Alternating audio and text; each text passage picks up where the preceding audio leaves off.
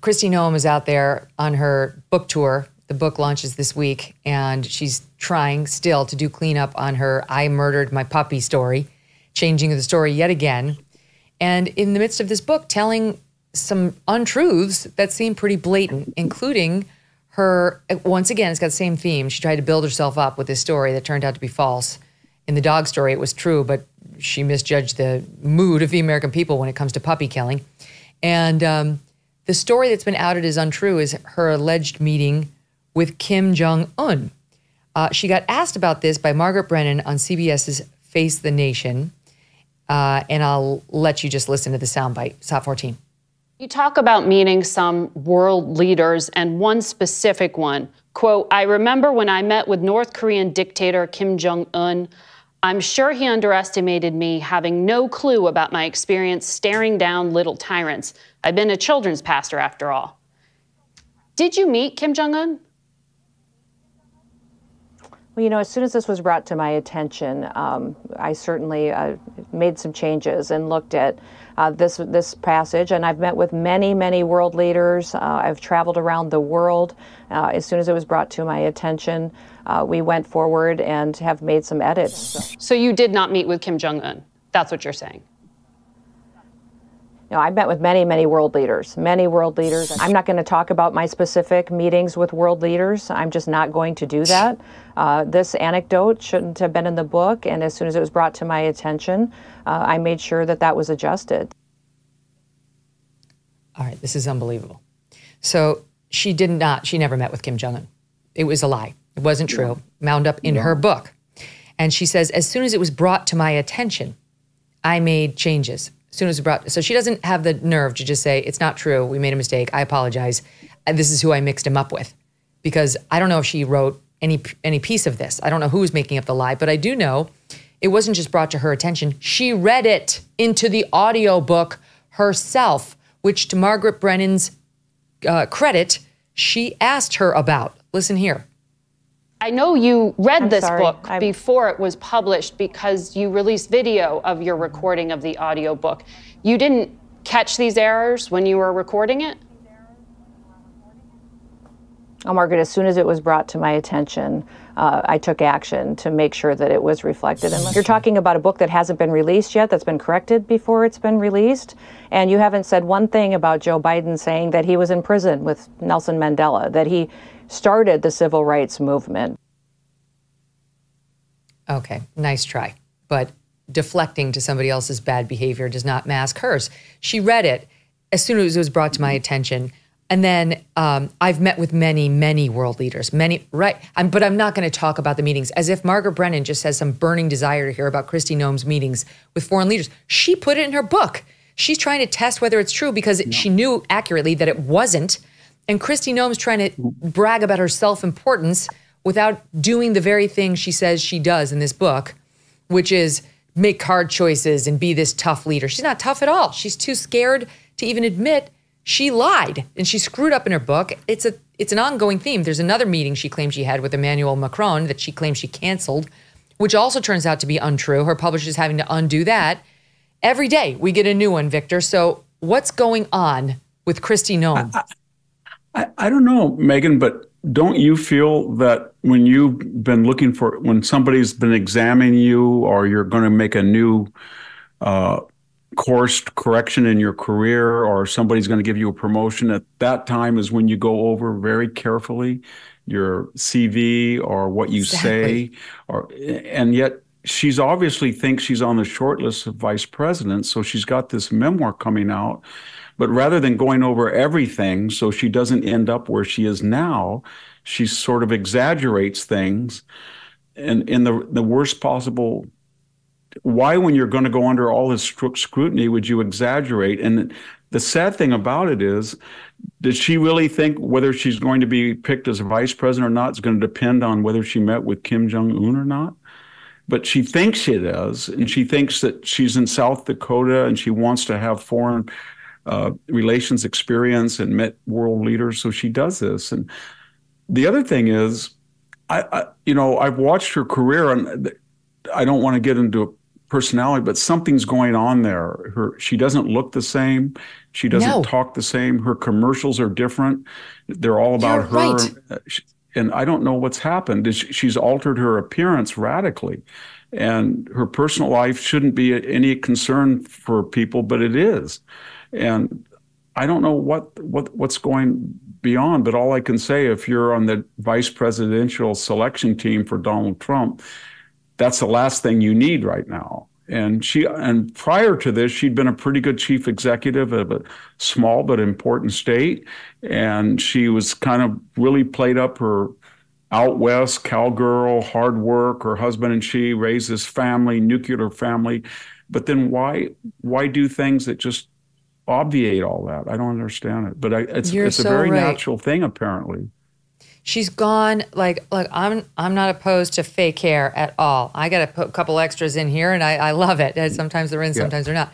She's gone full, she's like Lady Godiva with the extensions down here. And she's a sitting governor trying to be considered for vice president. It's not professional.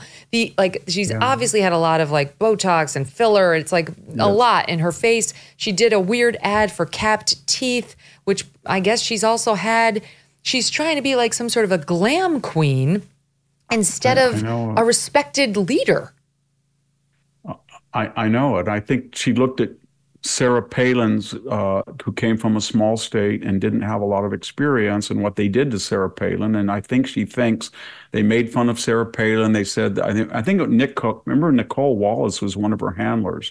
And they kind of leaked to the press, Sarah Palin doesn't know how to dress, and she's kind of a buffoonish. She was very pretty, I thought, naturally pretty. She was. And she doesn't know anything about foreign affairs. So obviously Kristi Roman said, if I'm going to do this, I'm not going to go this Sarah. I'm going to get a professional, sophisticated, glamorous look. I'm going to say that I've met with foreign leaders. That's my supposed vulnerability. And it lost all authenticity. That was her strength, that she was a down-home person that lived in a normal, sane place with a sane husband and great kids. And she was actually very pretty. She was aging very naturally, I thought, wonderfully. And she didn't need any of that. She didn't need to brag about all these people she didn't meet. And I think she's taken herself. And also the nature out. of the brag, Victor, right? The nature of the brag is I stared him down, how she allegedly, I have it in front of me here someplace in the soundbite transcript. But, I'm sure he underestimated me, having no clue about my experience staring down little tyrants. Oh, you're so tough. You're so, meanwhile, it never happened. And she's trying to act like she was the victim. She came out with a statement saying, this morning in a 15-minute interview, Margaret Brennan interrupted me 36 times, once every 25 seconds on average. But when liberals go on Face the Nation, they aren't interrupted even once. In the fake news media, there are two sets of rules. The conservatives are always treated differently. That's why Americans don't trust the fake news. I resent this. Because you and I both know this actually is a problem with a lot of folks out there. That's not what happened to her. I watched all 15 minutes. Margaret Brennan barely interrupted her. She's counting moments where Margaret Brennan was trying to wrap overly long answers by just doing what anchors do, which is like, she was totally appropriate. I defend her fully in this exchange. And how dare she try to use an existing liberal media bias, which we all know is there, to excuse her lies, her obfuscation, and now new lies about the dog incident, Victor. Before I play that soundbite, what do you make of what I just said? Well, she's right. You're absolutely right that she's right about it, but that's cause to be very careful, because she understands that that's what the left-wing media do. And you know that when we all get interviewed by accident or ambushed, or if you write a syndicated column and you're on the conservative side, and I think I've written over 2,000 of them now in the last 30 years, 25 or 30 years, guest and regular, you know that what the left is going to do, so that doesn't increase your exposure to, criticism. You kind of double down and say, is this right? Am I exaggerating? And you kind of underestimate or you underreport what you're doing because of that media. And I know that that's maybe not fair, but it seems to me that when she went on there, and I don't know if I would have gone on there, but she went on there, she should have had in her mind, they're going to ask me every single question to embarrass me, and here's what I'm going to answer honestly. Yes. She's going to say, I exaggerated or I made that up or I shouldn't have done that. And I take full responsibility and it's never going to happen again. And that would have ended it. She couldn't because she read the audiobook and therefore she had to own that it was her lie. And the same thing with the dog incident, Megyn. Remember, let me show you the dog incident. So she's trying to do revisionist. This is the last. I know you got to go, but this is the last one. So she's trying to do revisionist history on the shooting of the 14-month-old dog because there's been such backlash to it across the aisle. And now and keep in mind, in the original book excerpt, run by The Guardian, but quoting her book, the story was the dog was, she took it out on a bird hunt. It was uncontrollable. It was disruptive. It was brand new. It hadn't been trained. And that on the way home, she had swung by a friend's chicken farm, and the dog, Cricket, started attacking the chickens and killed a couple of them. And then Kristi Noem reimbursed the farm owner for the chickens, and then she killed Cricket with a bullet between the eyes in a gravel pit. And she said when she tried to get a chicken out of Cricket's mouth, Cricket went for her, which, I mean, frankly, that's not totally unknown by dogs when you're trying to take a high-value reward out of their mouth. It doesn't say that this is a bad, aggressive dog who needs to be put down. So now she's changed it. She did not say in the book he was a serial killer. He was a serial attacker of people or children or anything like that. But here's how she's spinning it now in SOT 16. This was a dangerous animal that was killing livestock and attacking people. And I had little children at the time. Our operation had many kids running around and people in interaction with the public. And I made a difficult choice. I think you're a mother too, and you have little kiddos. Would you make a choice between your children or a dangerous animal? And I think I would ask everybody in the country to put themselves in that situation, because that's what I faced. Because you put it in a part of a chapter called Bad Day to Be a Goat. And then after you shot the dog, you, quote, realized another unpleasant job needed to be done. Walking back up to the yard, I spotted our billy goat. You said he smelled and would chase kids, so you took him to the gravel pit and shot him twice. How do you justify that? How was the goat a threat? And I'm asking you this because it seems like you're celebrating the killing of the animals. Not at all. This has been a story that my political opponents have tried to use against me for years. It's well known in South Dakota, and it has been to other people. And I want the truth to be out there and to understand that these animals were attacking my children. What? Now we've gone to the Cricket was attacking the children, killing livestock. Okay, a couple of chickens got eaten, and attacking people. It snapped at her when she tried to take the chicken, but she's inflated. She's lying, Victor. She lied about Kim Jong Un. She lied about Emmanuel Macron to the point where the publisher is now correcting those two excerpts. And she lied there to Margaret Brennan, in my opinion, seems very clear.